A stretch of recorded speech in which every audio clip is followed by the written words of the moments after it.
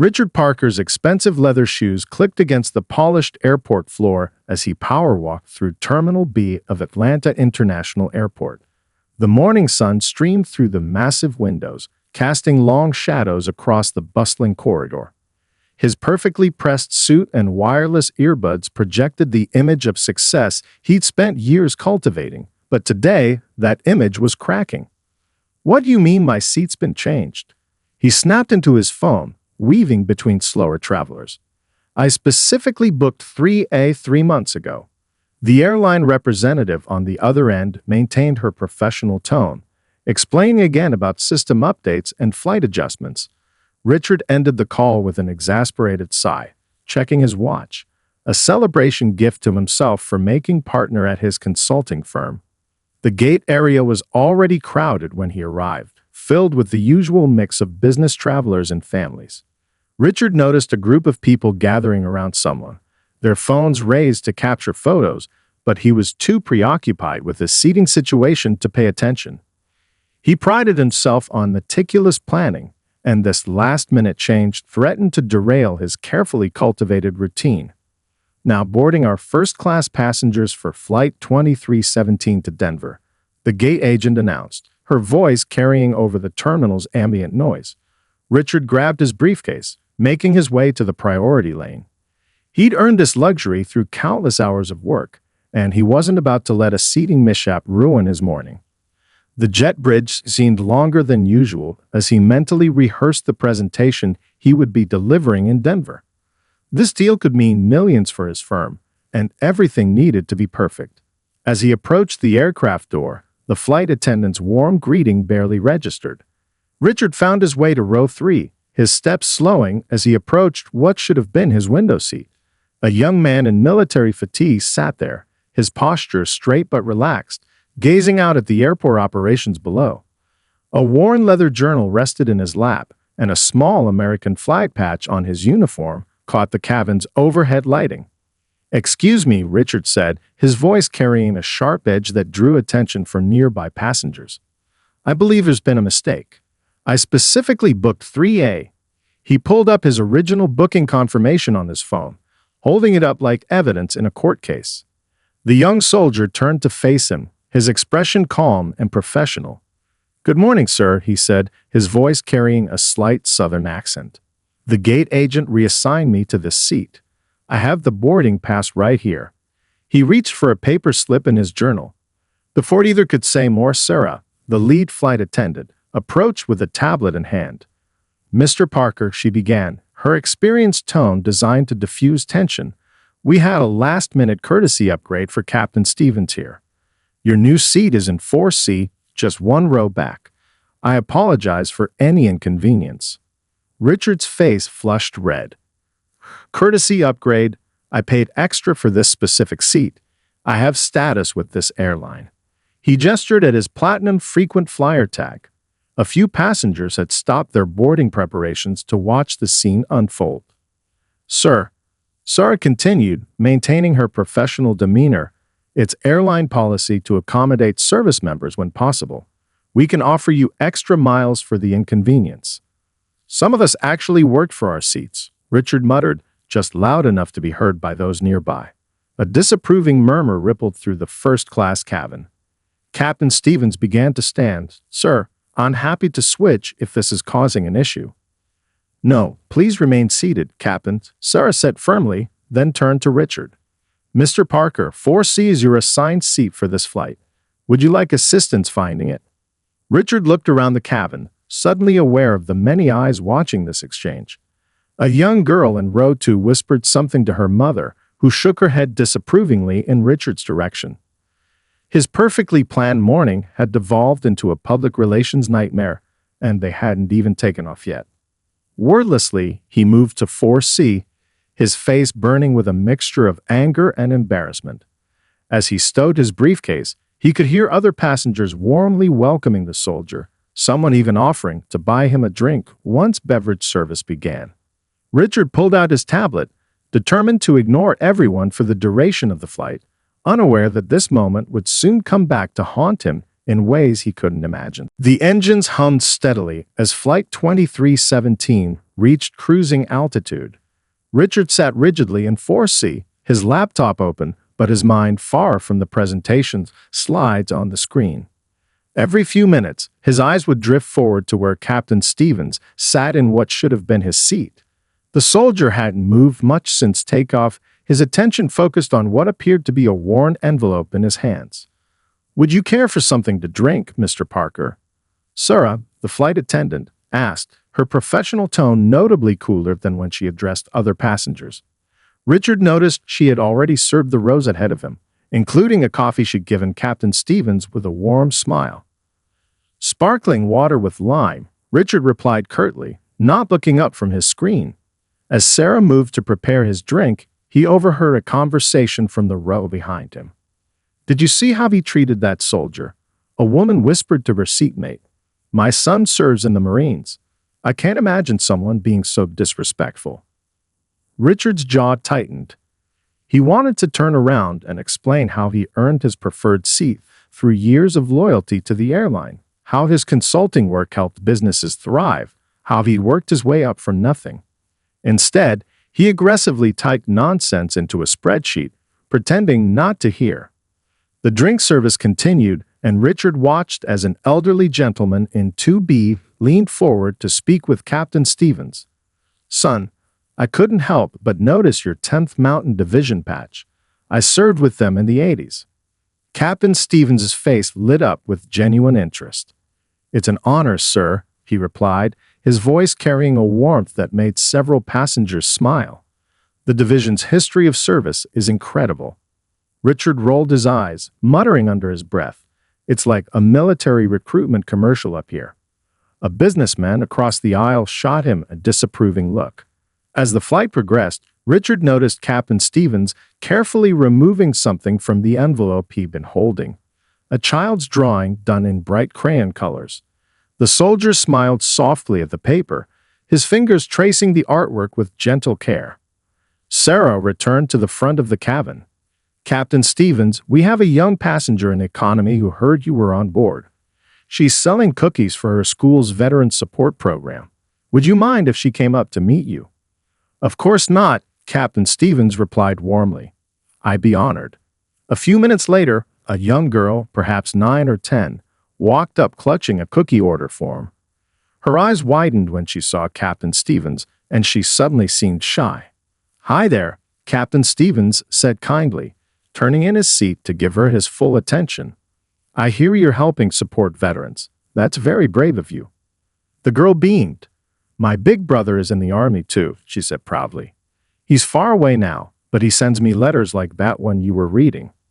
Captain Stevens carefully folded his own letter and placed it back in its envelope. "Letters from home are the best part of our day," he shared, pulling out his wallet. "I'd love to buy some cookies. Could you make sure they go to the VA hospital? I bet there are some veterans there who'd really appreciate them." Richard watched the interaction in his peripheral vision, trying to maintain his air of indifference. But something about the soldier's gentle manner with the young girl made his earlier anger feel increasingly petty. The remainder of the flight passed with Richard growing uncomfortably aware of the contrast between his behavior and Captain Stevens' quiet dignity. Every gracious interaction the soldier had with other passengers seemed to magnify Richard's earlier outburst. As the plane began its descent into Denver, Richard closed his laptop, having accomplished nothing during the flight. He noticed Captain Stevens carefully tucking the child's drawing back into its envelope, securing it in his uniform pocket as if it were a precious document. Richard checked his phone one last time before landing, scrolling through emails to avoid making eye contact with anyone.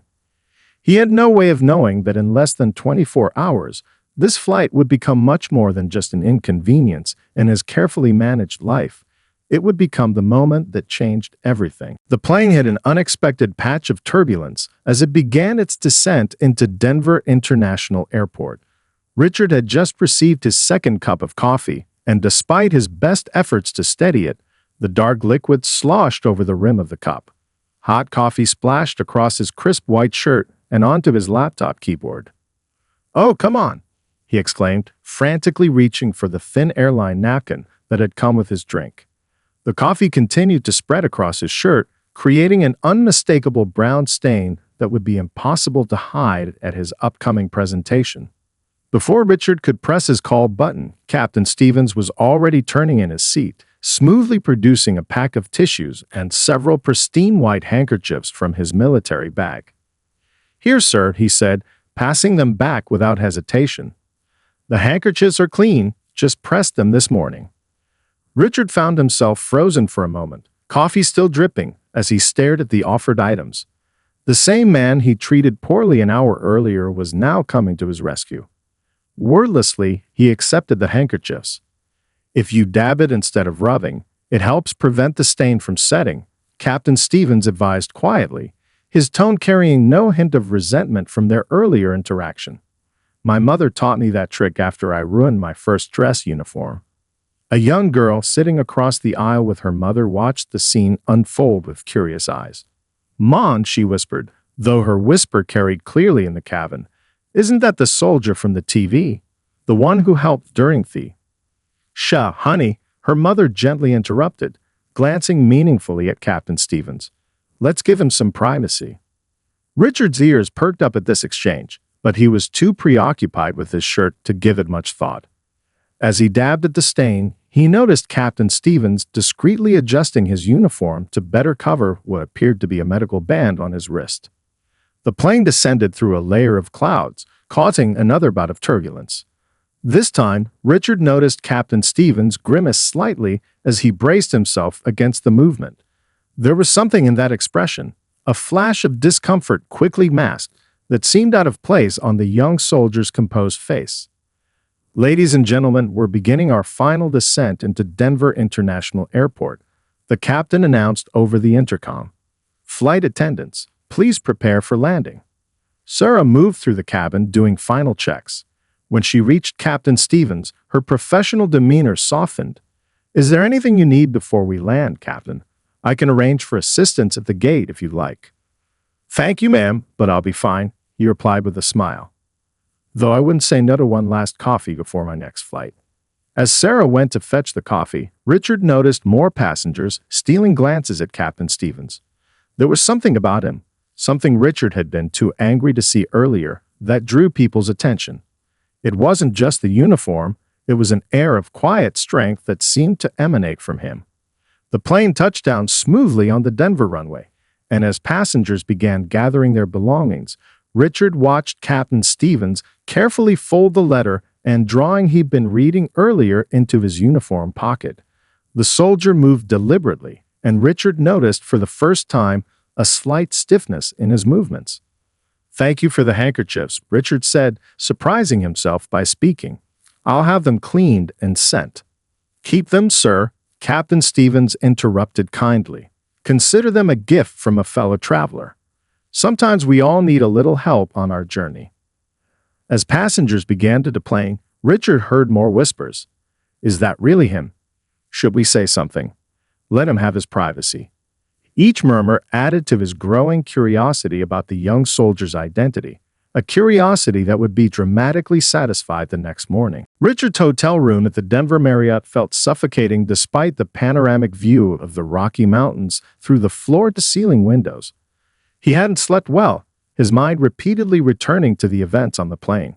The coffee stain on his shirt had mostly come out thanks to Captain Stevens' handkerchiefs and the hotel's express laundry service, but the memory of his behavior left a mark that no amount of cleaning could erase.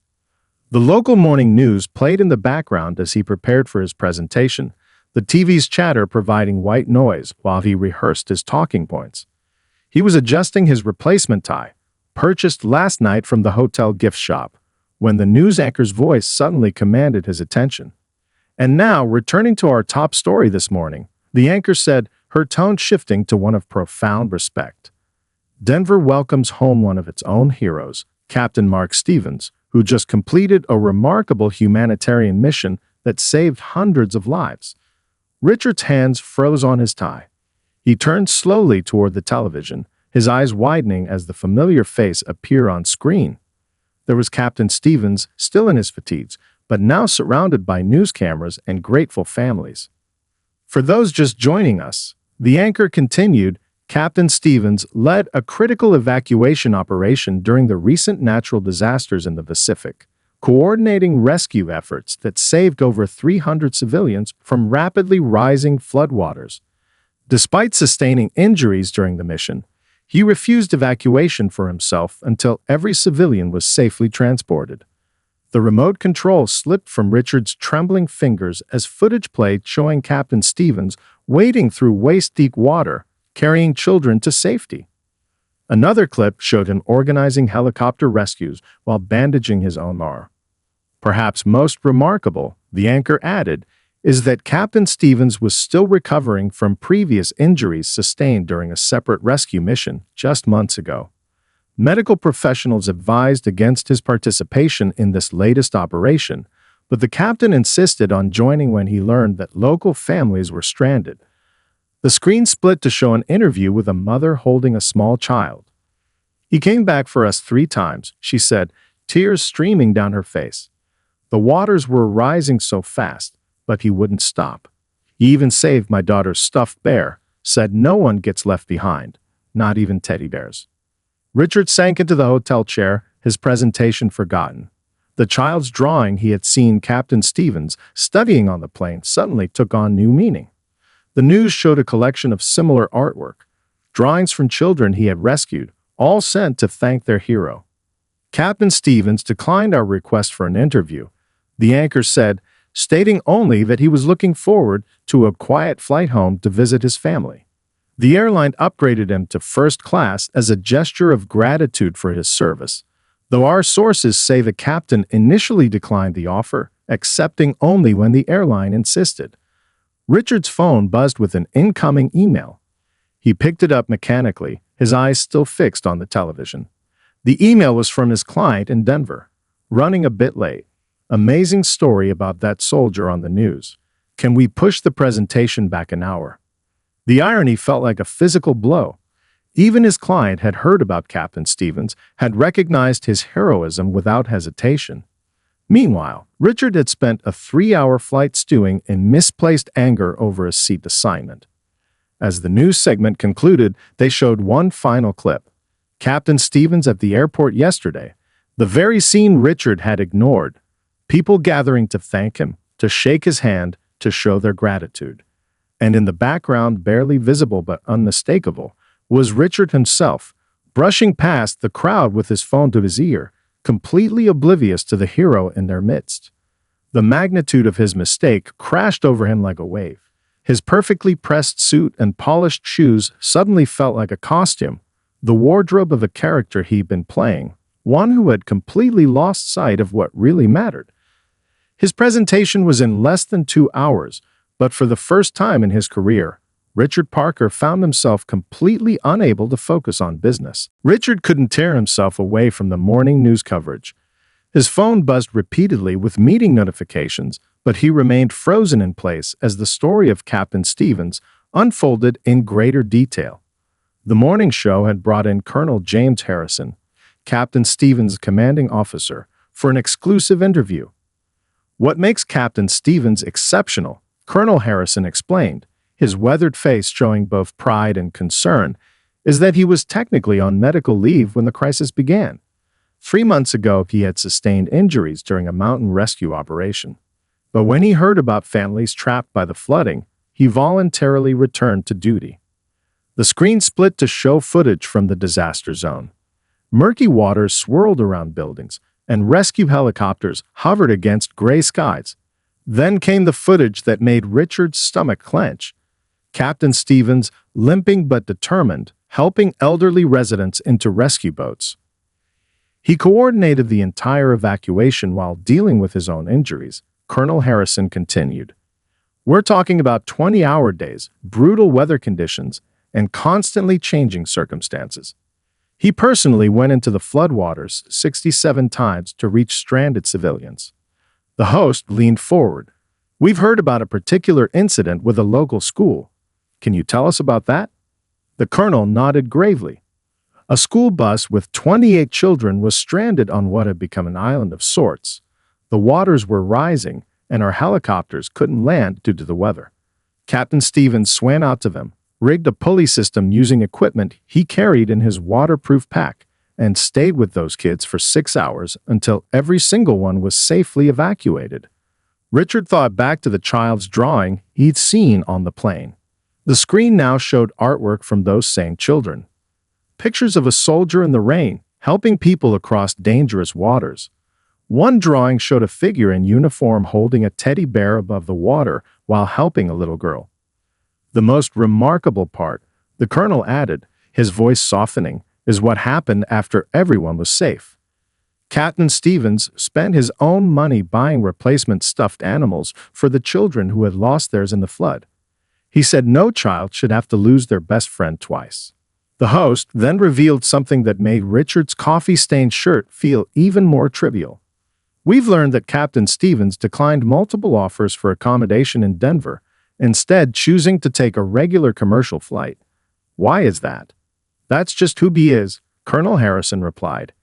He insisted that the rescue operations resources should go to the displaced families. He even gave up his hotel room to a family who had lost their home. When the airline offered him a first-class upgrade, his first response was to ask if they could give it to one of the elderly evacuees instead. The screen showed more footage.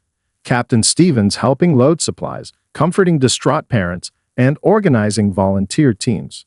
All while moving with that same slight limp Richard had noticed but chosen to ignore. The medical band you might have noticed on his wrist, the colonel explained, answering the host's question, is monitoring his recovery from the earlier rescue mission. He's supposed to be resting, but that's not who Mark Stevens is. When others need help, he shows up.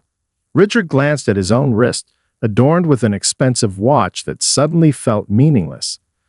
He thought about how he complained about a seat assignment while this man, injured and exhausted, had focused only on helping others. But perhaps what's most telling, Colonel Harrison concluded, is what Captain Stevens said when we tried to submit him for a commendation. He said, "Sir, I just did what anyone would do. The real heroes are the families who kept their hope alive and helped each other through the darkness."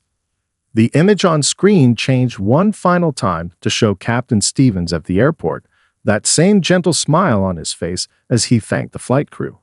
Richard recognized the moment. It was right before he confronted him about the seat. The realization of how differently they had approached that moment struck him like a physical blow. His presentation was now officially delayed, but for the first time in his career, Richard Parker didn't care about a client meeting. He had something far more important to figure out: how to make amends for misjudging a true hero. Richard's phone wouldn't stop vibrating. At first, he thought it was his assistant trying to reach him about the delayed presentation, but when he finally looked at the screen, his heart sank. Notifications flooded in from every social media platform he used: LinkedIn, Twitter, Facebook, all referring to a video that was rapidly going viral. Someone in first class had recorded his confrontation with Captain Stevens. The clip showed him standing over the seated soldier, his face contorted with entitlement as he complained about the seat assignment. But what made the video truly powerful wasn't Richard's behavior, it was Captain Stevens' response. The camera had captured the soldier's quiet dignity, his gentle offer to move despite his obvious discomfort, and the way he had remained composed throughout the entire incident. Meet Captain Mark Stevens, read one viral post with millions of views, who spent 3 weeks saving hundreds of lives during the Pacific disaster, then had to deal with this on his way home.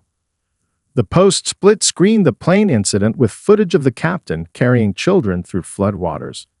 Richard's company name was clearly visible on his laptop bag in the video.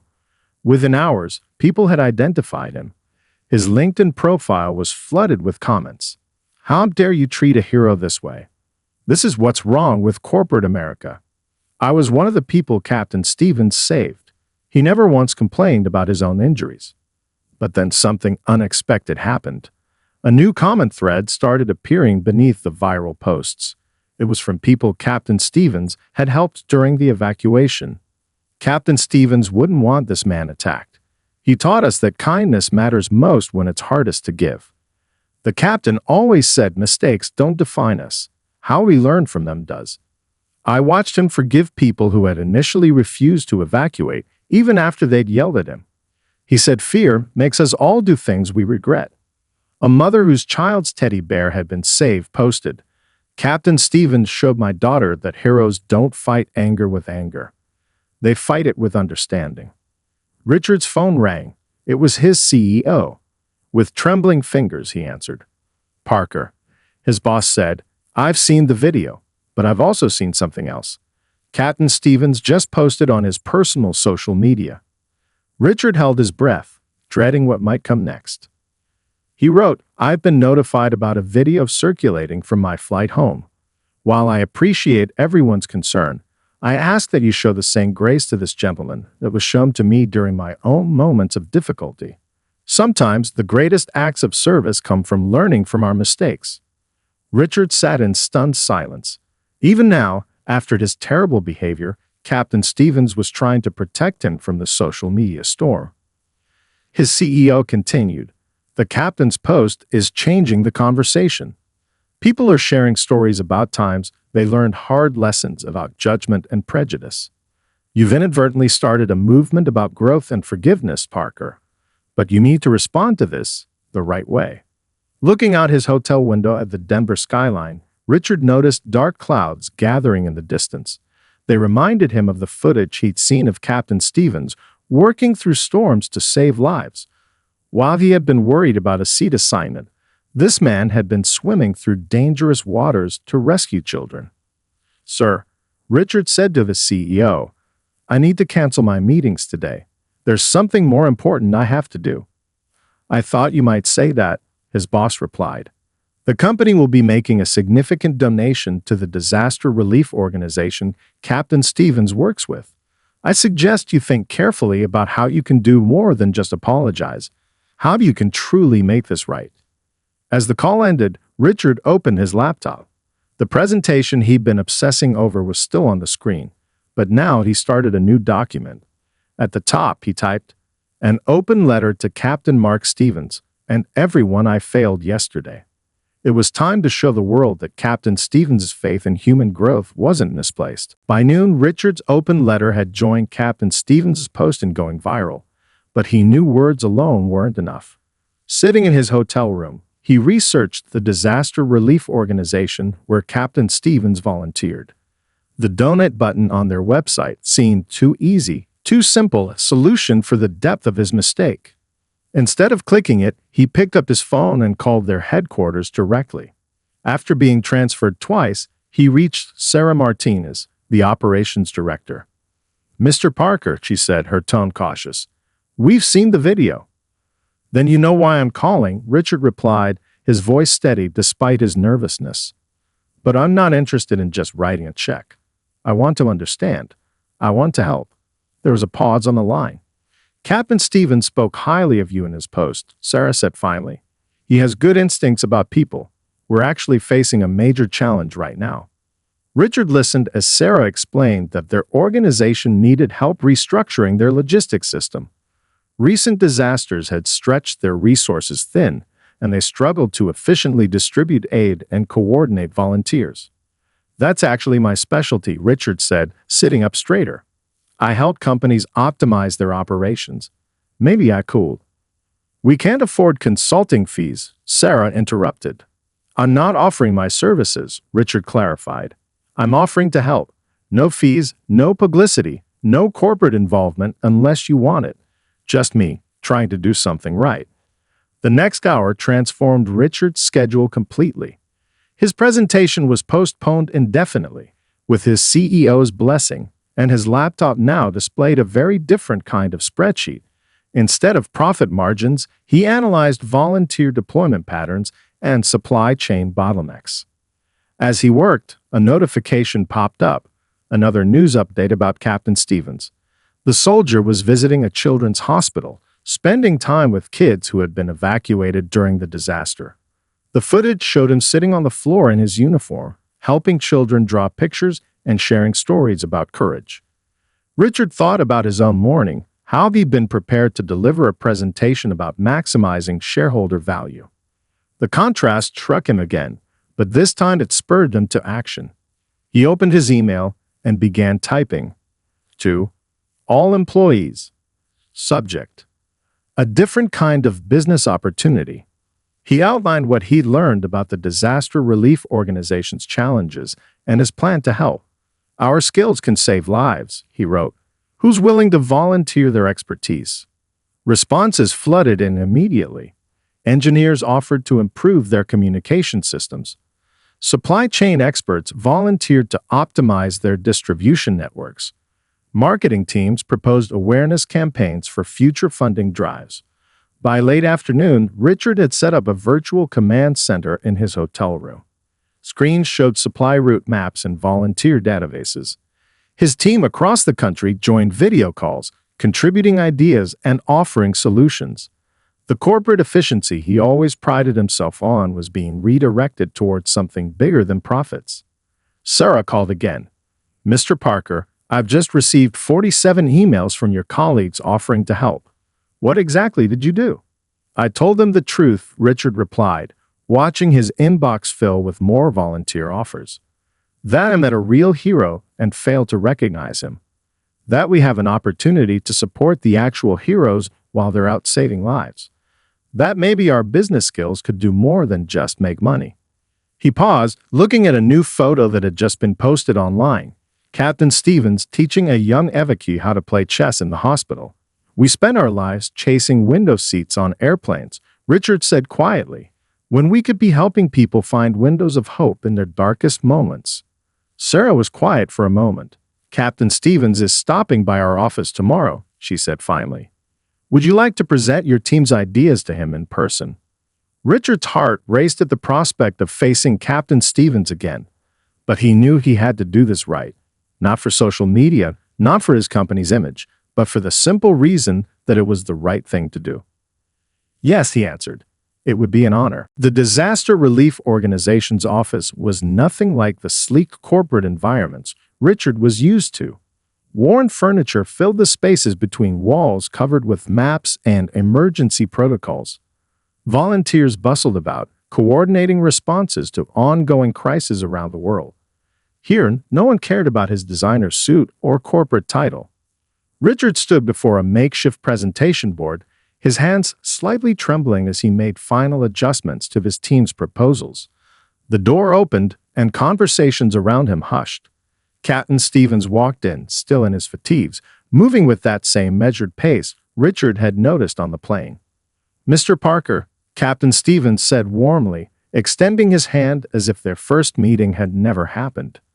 Sarah tells me you and your team have been working on something important. Richard grasped the offered hand, noticing the medical band still on the captain's wrist. Captain Stevens, Mark, the soldier interrupted gently. Please call me Mark. We're all just people trying to help other people here. The simple statement cut through Richard's carefully prepared apology. He looked around the room at the volunteers who had paused their work to watch this moment, then back at the man he had treated so poorly just days ago. Mark, Richard began again. Before I show you anything, I need to say something. I've spent my career measuring success in profits and percentages. But watching you wade through floodwaters to save children while I complained about a seat assignment. He paused, gathering himself. I was wrong, not just about the seat, but about what matters. Captain Stevens smiled, the same gentle expression he'd shown on the plane. Mr. Parker. Richard, he offered. Richard, Stevens continued, do you know what I thought when you confronted me on that plane? I thought about how many times I've seen fear and anger mask people's better nature. During evacuations, I've seen people at their worst moments transform into their best selves when given the chance to help others. He gestured to the presentation board. Sarah says you've been here since dawn, working on ways to help us save more lives. That tells me more about who you are than any moment on a plane. Richard turned to his presentation, but instead of launching into his prepared speech, he pulled out the handkerchiefs Stevens had given him on the flight. I had these cleaned, he said, offering them back. They helped me clean up more than just coffee. Stevens smiled but shook his head. Keep them. Maybe you'll have a chance to help someone else who needs them someday.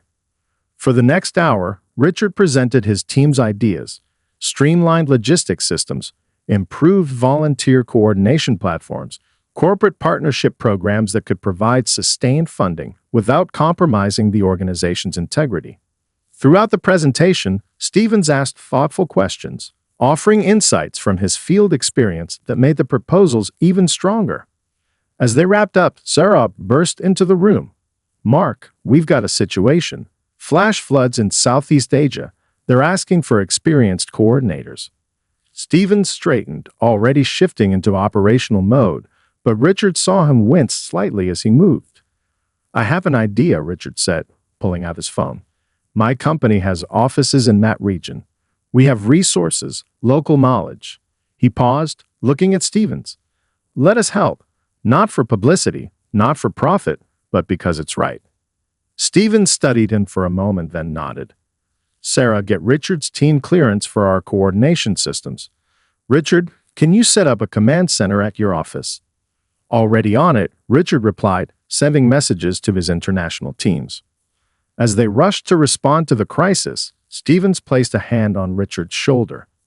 "You know, the best view isn't always from seat 3A. Sometimes it's from wherever you can help others."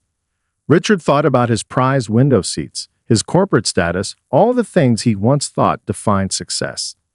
Now he stood in a cramped office, his expensive suit jacket discarded, working alongside a true hero to save lives. "Thank you," he said quietly to Stevens, "for showing me what really matters." "No," Stevens replied, handing him a volunteer vest. "Thank you for being willing to learn. Now let's go make a difference." And in that moment, Richard Parker understood that his journey hadn't ended with an apology. It had only just begun.